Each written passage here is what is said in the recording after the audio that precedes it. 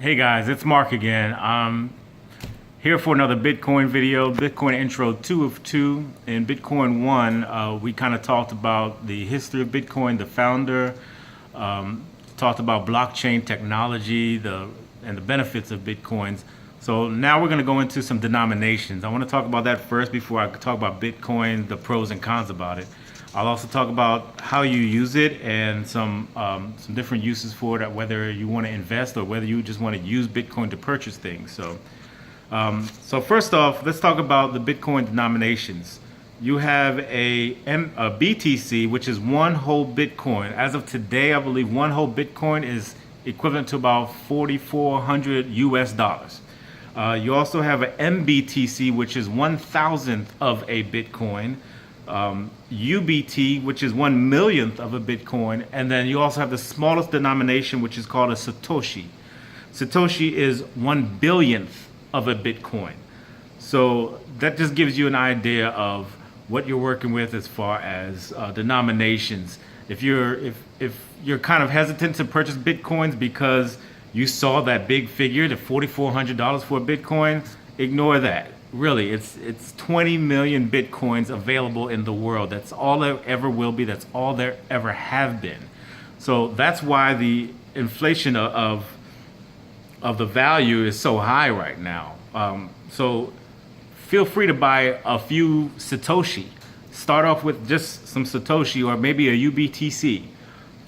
Start off buying that. Well, let me back up. I'm not telling you to buy. I'm just saying if you were interested in buying, because I'm not a financial advisor. Don't come after me if you buy it and it drops and you lose all your money. So I'm not telling you to buy. I'm just saying if you're going to buy, start off small. Start off with a Satoshi. That's like saying, hey, instead of going out and buying 100 US dollars, go out and buy a nickel. Go out and buy a silver coin. You know, just start small and then build up as you go. I say that just like because the Bitcoin, the economy is highly volatile. It can be 4,400 today. Tomorrow it can go back down to 2,000. It goes up and down, up and down. So if I were a financial advisor, I would probably tell you this is not a good time to buy because it's inching up. It keeps on going up. In July, it was $2,300. Now today in August, just 1 month later, it's 4,400. What goes up must come down. So if it were me, I would probably wait a few weeks, a few months, see how far it's going to come back down, and just be patient. Really, if you're an investor, you know this. It's all about being patient, watching the market, and just buying when it's low. All right, so cover that. I don't know if I talked about pros and cons. I didn't. That was in another video, and this is the retake. So let's talk pros and cons. No border crossing taxes. If you cross the border with Bitcoins, who cares? No one knows. It's all online. There are no borders. So you don't have to pay taxes on how many Bitcoins you have. You can pay someone in China and you don't have to pay taxes on what you're paying them. You can pay someone in Trinidad. You can pay someone in Canada. All these online transactions are not taxed. So you're fine there. There's no bank holidays. You always have access to your money because it's always online. It's in your wallet. I'll talk about wallets in just a minute. There's no restrictions. Like I said, this is not regulated. There's no government that's regulating Bitcoins, which is great.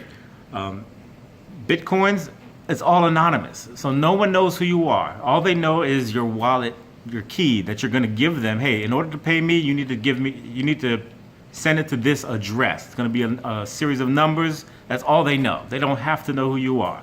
So there's really a decrease in identity theft when you come to think about Bitcoins. All they have is a number. And let's just say that you think that number has been compromised. Maybe they have that number in your password. Just get another wallet. That's it. You can get a brand new wallet, transfer your Bitcoin from that old wallet to the new wallet. You've got a new identity. So it's very private. There's very low transaction fees, so it's lower than PayPal, and I think a bunch of other banks out there have their own little transaction. I think Chase has one, Wells Fargo. The transaction fees are all lower than all of the major banks out there. Some of the cons are many folks are just unaware. They just don't know what a Bitcoin is. They don't know how to use it. So therefore, not too many corporations are accepting it. In video one, I talked about Dell, Expedia, and Microsoft are three of the big ones that accept Bitcoins. So that's a con right now, but I think it's catching on. So let's see.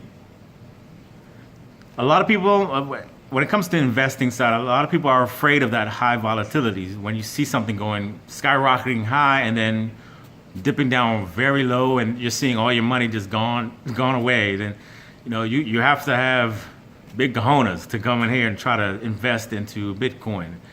You got to be patient as well. You don't lose until you try to get your money out. So if it dips, leave it alone. Just leave it alone.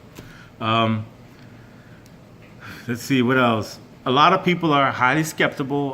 They're wondering if the government's going to come in and try to regulate it or even shut it down. So that's a risk. So there's no guarantees that it's always going to be available. So Satoshi, the founder, he can come in and just turn it off one day, and we can't really do anything about that. So that's a huge risk. It can just go away one day, and then where's all the money that we invested? So there's no guarantee of continued availability. Let's see. All right, let's go to the next page. Let's talk about wallets. So there's two types of wallets. There's the hot wallet and there's a cold wallet.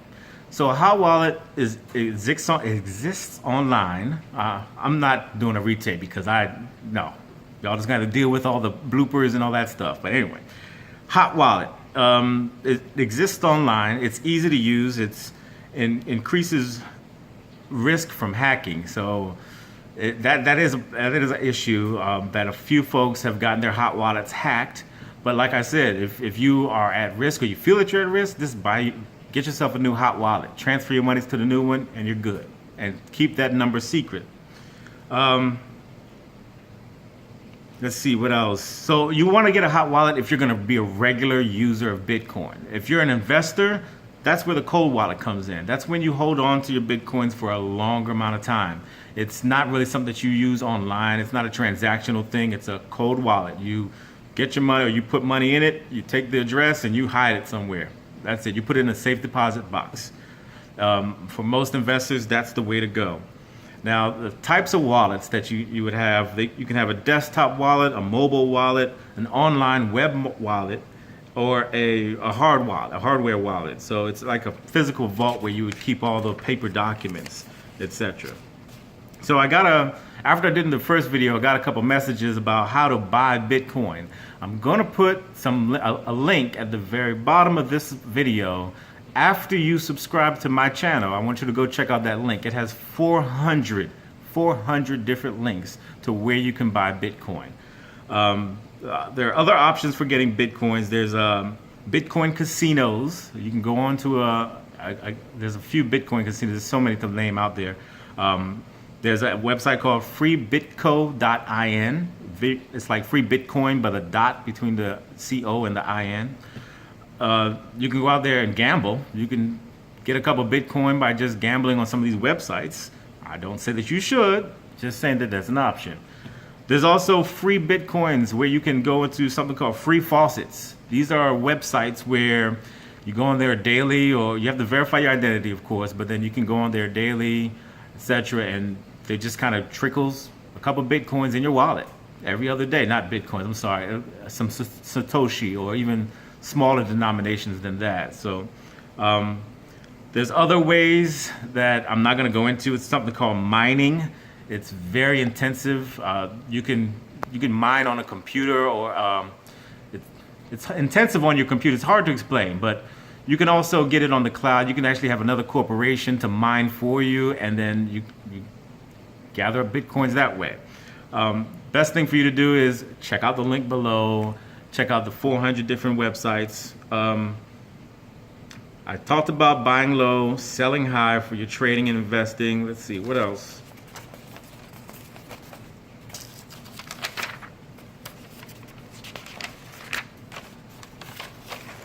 So, some things to keep in mind. When you send someone a Bitcoin or whatever amount of Bitcoin, it's irreversible. You can't call them up, or you can't. It's anonymous, so there's no one to call. It's just an address that you're sending it to. So if you sent it by mistake, you're out of luck. It's gone. There's no way to reverse a Bitcoin transaction. Once you send it, it's gone. It's almost instantaneous, which is great, as long as you're not making that mistake of sending it to the wrong person. But if someone needs a Bitcoin or says, hey, pay me today, you press a button, it's exactly like it's there in their inbox. Another benefit I talked about is your anonymity. You can maintain your privacy, so you can use Bitcoin. A lot of people use it on the dark net for gambling and other things that I don't know anything about. So we're just going to move on. I think that's about it. Oh, one last thing. This is probably most important.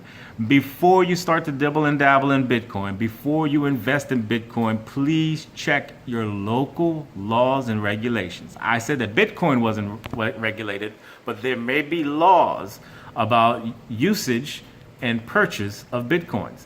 There are certain areas, I think mostly in the United States, most states, I think it's legal, but there are some states that have put some regulation down that said that the Bitcoin usage or usage of any type of cryptocurrency is illegal. So please check out your local laws and regulations about usage of Bitcoin. So I hope this video was informative. I feel like I'm leaving something out. Oh, here it is. So I also got a question about, hey, Bitcoin's way too expensive. I think I'm going to go with one of these other brands of cryptocurrency. Be careful, because I think the brand Ripple, I think that's what it's called. But personally, I would like to investigate that a little bit more. From what I heard, Ripple is kind of like the banking industry's answer to Bitcoin. This is them trying to duplicate or replicate what Bitcoin's success was. I don't trust the banks, really. After the housing crash, really, they're not out here for us. They're not out here to, the banking industry is out here to make money. That's what they're out there for. They're not out here to help the consumer to save money or make money. So, I don't trust it. I trust Bitcoin, which is highly volatile, which we don't know the founder, but this person or persons obviously had a really good economic idea. They're all about open source programming and such. So I don't understand why you would want to go with anyone else or any other cryptocurrency. But before you do, whenever you make that decision, research, and buy low, sell high. I think I got through all my information. Let me know what questions you have. Text me, WhatsApp, comment below, subscribe, and check out the link. It's been a pleasure, folks. Take care.